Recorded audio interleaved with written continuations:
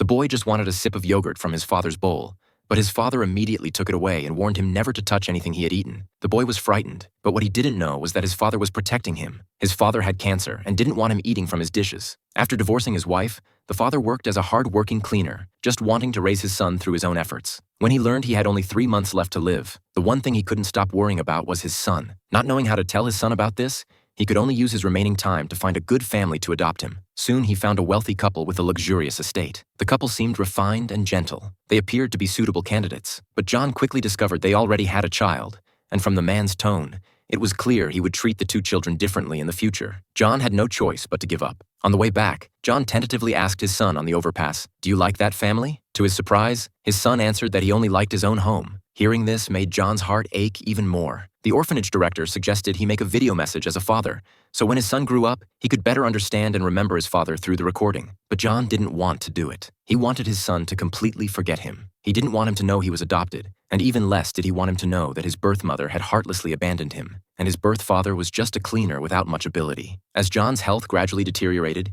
he used a dead beetle to try to explain the meaning of death to his son, but the young boy couldn't understand at all. The next day, when John was cleaning with the crew, he was fired by his employer just for taking a brief rest due to feeling unwell. With only months left to live, John could only vent his frustration by throwing eggs. His son seemed to sense their impending separation and often cuddled sweetly in John's arms. John finally found a second family. They all had good personalities, but unfortunately, they had already adopted too many children. Although the couple assured John they wouldn't adopt any more children and would treat his son like their own, looking at his somewhat timid and introverted son, John still gave up. Soon, it was his birthday. His son specially put 34 candles on the cake, then handed him one more candle, wanting to promise they'd celebrate together again next year. His son's thoughtfulness and maturity made John deeply sad, because this would be his last birthday. The woman from the third family had given birth to a child when she was 16. Being too young, she had given the baby to someone else. Unexpectedly, she later became unable to conceive due to illness, and her husband left her because of it. Completely disillusioned with love, she planned to adopt a child to spend the rest of her life with. Seeing his son sitting beside the woman, playing relaxedly,